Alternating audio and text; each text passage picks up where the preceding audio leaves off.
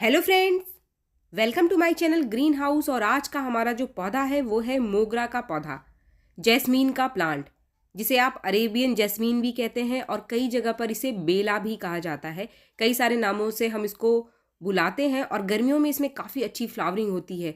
अगर आप अपने मोगरा के पौधे की थोड़ी सी देखभाल करेंगे, इसको बहुत ज़्यादा केयर की ज़रूरत नहीं होती है, अच्छा सा खाना आप इसको देते रहेंगे, अच्छा सा फर्टिलाइज़र देते रहेंगे, तो आपका जो मोगरा का पौधा है वो पूरी गर्मियाँ काफ़ी अच्छी फ्लावरिंग करेगा। इसके लिए सिर्फ दो ही कंडीशन की ज़रूरत होती है, जो कि आगे इस वीडियो में मैं आपके साथ शेयर करने वाली हूँ। लेकिन उससे पहले, अगर आपके मोगरा के प्लांट में आप बहुत ज़्यादा फ्लावरिंग चाहते हैं तो आपको कुछ ऐसे काम करने पड़ेंगे जिससे कि आपके मोगरा के पौधे पर ज़्यादा से ज़्यादा ग्रोथ हो, ज़्यादा से ज़्यादा नई ब्रांचेस आए। क्योंकि जितनी ज़्यादा नई ब्रांच आपको आपके मोगरा के पौधे पर मिलेगी, उतनी ही ज़्यादा फ्लावरिंग भी निकल कर आएगी। क्योंकि मोगरा का जो पौधा है वो नई ब्रांच के ऊपर ही कलियां बनाता है, फूल बनाता है। तो फ्रेंड्स, आज के इस वीडियो में मैं आपके साथ शेयर करने वाली हूँ कुछ ऐसे ज़रूरी टिप्स और कुछ ऐसे फर्टिलाइज़र जिससे आपका मोगरा का पौधा बहुत घना हो जाएगा। और इसका जो आपको इस्तेमाल है, यानी कि जो ये टिप्स है, इसका ध्यान आपको शुरू से ही अपने मोगरा के पौधे पर रखनी पड़ेगी। क्योंकि अभी गर्मियाँ शुरू हो चुकी हैं, काफ़ी हमारे देश में ऐसी जगह हैं जहाँ पर मोगरा के पौधे में फ्लावरिंग भी स्टार्ट हो चुकी होगी। जहाँ पर गर्मियाँ ज़्यादा होती है वहाँ पे मोगरा ने फूल देना भी शुरू कर दिया है। लेकिन जहाँ पर अभी भी सुबह शाम ठंड है, तो वहाँ अभी हमारा जो मोगरा का पौधा है वो नई नई ब्रांच निकालना शुरू ही हुआ है। फ्रेंड्स, ये जो पौधे आपको दिखाई दे रहे हैं, इनकी रूट प्रूनिंग और स्टेम की प्रूनिंग मैंने पिछले महीने यानी कि फरवरी के महीने में करी थी। अगर आपने अपने मोगरा के पौधे की स्टेम प्रूनिंग अभी तक नहीं करी है तो आपके पास अभी भी टाइम है। आप मार्च महीने में भी ये काम कर सकते हैं। आपको मोगरा के पौधे पर फ्लावरिंग थोड़ी लेट मिलेगी, लेकिन आगे जाकर पौधा ग्रोथ अच्छी करेगा और फ्लावरिंग भी अच्छी मिलेगी। फ्रेंड्स, ये जो पत्तियां खराब हो रही हैं, मेरा पौधा काफ़ी घना था, काफ़ी हरा था, और जब मैंने इसकी स्टेम प्रूनिंग करी थी और रूट प्रूनिंग करी थी तो ये काफ़ी हेल्दी था। इसकी जो पहले की पत्तियां थी वो बिल्कुल हरी थी। तो अब धीरे धीरे इन पत्तियों को मैं हटा रही हूँ। जैसे जैसे ये पत्तियां सूख रही हैं और सूख कर गिर रही हैं, तो आप इनको अपने पौधे से हटा दीजिए। अगर आपके पौधे में भी पुरानी पत्तियां पड़ी हुई हैं या फिर जो पत्तियां पीली पड़ रही हैं, तो आप उनको खुद से हटा दीजिए। क्योंकि हमें हमारे मोगरा के पौधे पर अब नई ग्रोथ चाहिए। जैसे जैसे ये पुरानी पत्तियां हम हटाते चले जाएंगे तो हमारा जो पौधा है वो और ज़्यादा नई ब्रांच और नई पत्तियों को निकालने के लिए मोटिवेट होगा और हमें ज़्यादा से ज़्यादा नई ब्रांच मिलेगी। और जितनी ज़्यादा नई ब्रांच आपको आपके मोगरा के पौधे पर मिलेगी, आगे जाकर आपका मोगरा उतनी ही अच्छी फ्लावरिंग करेगा। तो फ्रेंड्स, मोगरा की ग्रोथ को बढ़ाने के लिए जो सबसे ज़रूरी चीज़ है वो है धूप। अगर आपके मोगरा के पौधे में नई ग्रोथ आनी शुरू हो गई है तो आप इसे पूरे दिन की धूप में रख दीजिए। क्योंकि जितनी अच्छी इसे सूरज की रोशनी मिलेगी, इसकी ग्रोथ उतनी ही अच्छी होगी और ये फूल भी उतना ही अच्छा देगा। क्योंकि जो मोगरा का पौधा है एक गर्म जलवायु का पौधा है, ये धूप में ही अच्छी फ्लावरिंग करता है। तो फ्रेंड्स, ये पहली कंडीशन है जो कि आपके मोगरा के पौधे पर आपको चाहिए। इसके बाद हम बात करते हैं खाद की, फर्टिलाइज़र की, कि इस समय हम हमारे मोगरा के पौधे को कौन सा खाद दें, कौन सा फर्टिलाइज़र दें, जिससे कि इसके अंदर ज़्यादा से ज़्यादा ब्रांचेस निकल कर आए और आपका जो मोगरा का पौधा है फूल देने से पहले ही काफ़ी घना हो जाए। क्योंकि जितनी ज़्यादा नई ब्रांच उतने ही ज़्यादा फूल। फ्रेंड्स, फर्टिलाइज़र से पहले एक और ज़रूरी टिप, कि जैसे ही हमारा मोगरा का पौधा नई नई ब्रांचेस, नई नई पत्तियां निकालना शुरू करता है, तो अक्सर कीड़े आकर इसके ऊपर लगने शुरू हो जाते हैं और पत्तियों को खाना शुरू कर देते हैं। तो ऐसे में आपको सिर्फ बेकिंग सोडा का इस्तेमाल करना है। 1/4 चम्मच बेकिंग सोडा आप 1 लीटर पानी में घोलकर इसके ऊपर अगर स्प्रे कर देंगे 2-3 दिन लगातार, तो जो भी कीड़ा लग रहा है इसके ऊपर वो खत्म हो जाएगा। फ्रेंड्स, इसके बाद हम दोबारा से फर्टिलाइज़र के ऊपर आ जाते हैं। तो आज की इस वीडियो में मैं आपके साथ दो तरीके के फर्टिलाइज़र शेयर करने वाली हूँ। एक वो फर्टिलाइज़र जो कि आप मार्केट से ले सकते हैं या फिर काफ़ी सारे लोगों के पास घर में होगी, और जिन लोगों के पास मार्केट का फर्टिलाइज़र नहीं है तो उनके लिए मैं कुछ होममेड फर्टिलाइज़र भी शेयर करने वाली हूँ, जिनको डालकर आप अपने मोगरा के पौधे की ग्रोथ और फ्लावरिंग दोनों ही काफ़ी अच्छी कर सकते हैं। फर्टिलाइज़र देने से पहले एक बार आप मोगरा के पौधे की मिट्टी की अच्छे से गुड़ाई ज़रूर कर लें। जिन लोगों ने भी जो मोगरा का पौधा है वो ज़मीन में लगाया हुआ है, तो जब भी वो फर्टिलाइज़र देते हैं तो वो अपने पौधे की जो जड़ है उसके आसपास की मिट्टी की गुड़ाई करके कोई भी खाद या फिर कोई भी कंपोस्ट आप देना चाहते हैं उसमें डालिए। फ्रेंड्स, इसके बाद जो भी फर्टिलाइज़र, जो भी खाद आपको देना है, वो खाद एक ऐसा खाद होना चाहिए जिसके अंदर नाइट्रोजन की बहुत अच्छी मात्रा हो।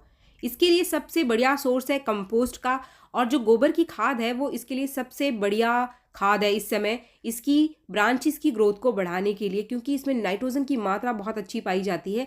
अगर आपके पास गोबर की खाद नहीं है तो फिर आप वर्मी कंपोस्ट का इस्तेमाल कर सकते हैं, लेकिन जो भी गोबर की खाद अगर आप इस्तेमाल करते हैं तो गोबर की खाद अच्छे से सड़ी हुई होनी चाहिए। अगर आपके पास गोबर के उपले हैं तो गोबर के उपलों को आप पानी में भिगोकर रख दीजिए, और उससे जो लिक्विड बनकर तैयार होता है, उस लिक्विड फर्टिलाइजर को भी अगर आप हर हफ्ते अपने मोगरा के पौधे में देते हैं तो उससे आपके पौधे को बहुत अच्छी मात्रा में नाइट्रोजन मिलेगी। फ्रेंड्स, वर्मी कंपोस्ट या फिर गोबर की खाद जो भी आपके पास है वो आप एक ले लीजिए। इसके साथ ही एक और चीज़ यहाँ मैं डालने वाली हूँ जिससे हमारे मोगरा के पौधे को बहुत अच्छी मात्रा में फास्फोरस मिलेगी और इसके साथ ही नाइट्रोजन भी मिलने वाली है। यहाँ पर हमने एक वर्मी कंपोस्ट इसलिए लिया ताकि पौधे को नाइट्रोजन मिले, लेकिन हम यहाँ पर कुछ डीएपी के दानों का इस्तेमाल कर रहे हैं। अगर आप चम्मच से नाप कर दे रहे हैं तो आप 1/4 चम्मच डीएपी के दाने ले लीजिए अपने 10 से 12 इंच के पॉट के लिए। अगर आपका पॉट छोटा है तो इसकी मात्रा आप कम कर सकते हैं। वर्मी कंपोस्ट की मात्रा या फिर गोबर की खाद की मात्रा भी आप 150 से 300 ग्राम के आसपास रख सकते हैं। ये भी पॉट की साइज़ के हिसाब से आपको रखना है। तो ये दोनों चीज़ें हैं, इनको आप अच्छे से मिला लीजिए और इसको आप अपने पौधे में दे दीजिए। फास्फोरस अगर आपके पौधे को इस समय अच्छी मात्रा में मिल रहा है तो जो जड़ की ग्रोथ है वो बहुत अच्छी होती है, और जितनी अच्छी आपके पौधे की जड़ की ग्रोथ होगी तो ऊपर जाके आपका पौधा जो है वो उतनी ही ज़्यादा नई ब्रांच निकालेगा। काफ़ी सारे लोगों की कंप्लेन होती है कि पौधा ग्रोथ नहीं कर रहा है। पौधा ग्रोथ इसलिए नहीं करता है क्योंकि नीचे मिट्टी में आपके पौधे की जड़ की ग्रोथ नहीं हो रही है। तो अगर जड़ की ग्रोथ रुकी हुई है तो ऊपर भी आपको ग्रोथ कम से कम मिलेगी। फ्रेंड्स, ये जो खाद हमने दिया है डीएपी और वर्मी कंपोस्ट या फिर गोबर की खाद, इसको आपको 20 दिन से पहले दोबारा अपने पौधे को नहीं देना है। अगर आप 1 महीने में सिर्फ एक बार भी इसको दे देते हैं तो आपके पौधे में बहुत अच्छी ब्रांच तो मिलेगी ही, साथ में जितनी भी नई ब्रांच निकल कर आएंगी उनके ऊपर कलियां भी आपको भरपूर मिलने वाली हैं। फ्रेंड्स, आगे हम बात करने वाले हैं होममेड फर्टिलाइज़र की। अगर आपके पास मार्केट का कोई फर्टिलाइज़र नहीं है तो ऐसे कौन से होममेड फर्टिलाइज़र हैं जिनको आप अपने मोगरा के पौधे में देकर इसकी ग्रोथ और इसकी फ्लावरिंग दोनों ही बढ़ा सकते हैं।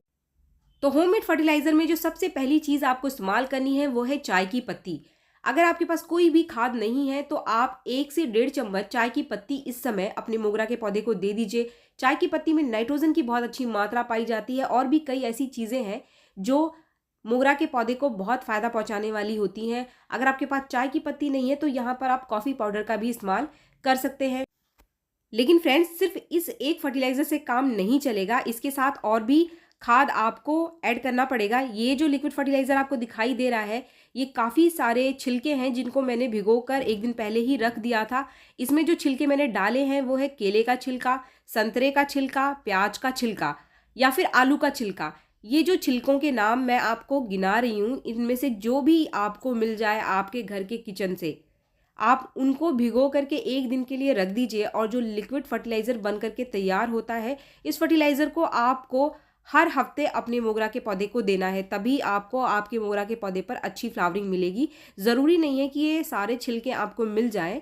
जो भी छिलका आपको आसानी से आपके घर के किचन में मिल जाता है, आलू का छिलका काफ़ी आसानी से मिल जाएगा आपको, या फिर प्याज का छिलका, तो इन छिलकों को भिगोकर आप लिक्विड फर्टिलाइज़र बना लीजिए।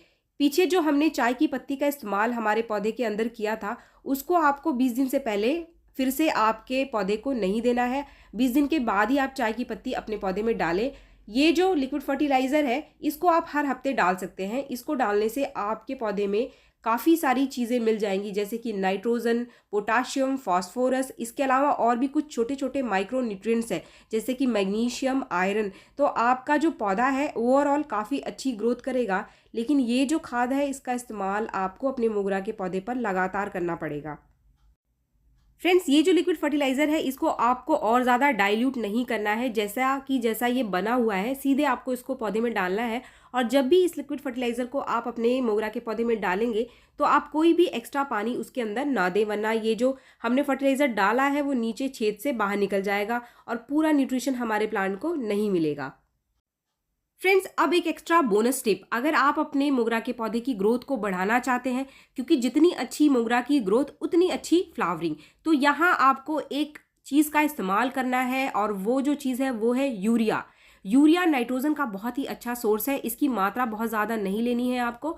2-3 चुटकी यूरिया को आपको 1 लीटर पानी में घोलना है और इसका इस्तेमाल हम स्प्रे करने के लिए आगे करने वाले हैं। जितनी अच्छी मात्रा में आपके पौधे को इस समय नाइट्रोजन मिलेगी, आपका पौधा उतनी ही अच्छी ग्रोथ करेगा, उतनी ही अच्छी ब्रांचेस निकालेगा और जो पत्तियां निकल कर आएंगी वो काफ़ी हरी होंगी।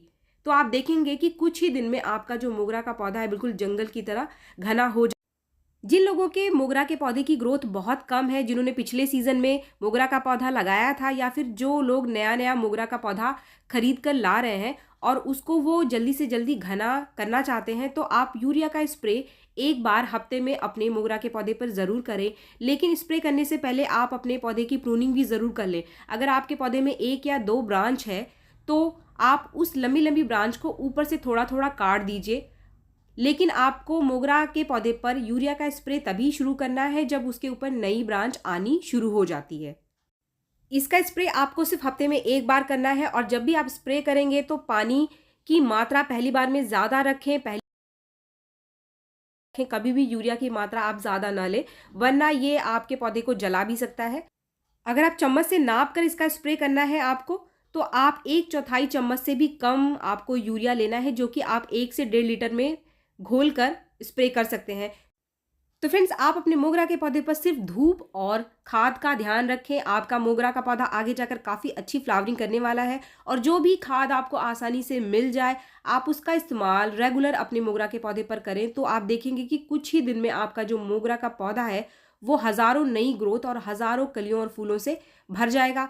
तो वीडियो अगर आपको पसंद आया तो एक लाइक ज़रूर करें और मेरे चैनल को आपने अब तक सब्सक्राइब नहीं किया है तो मेरे चैनल को सब्सक्राइब भी ज़रूर कर लें। मिलते हैं मेरे नेक्स्ट वीडियो में, तब तक के लिए थैंक यू।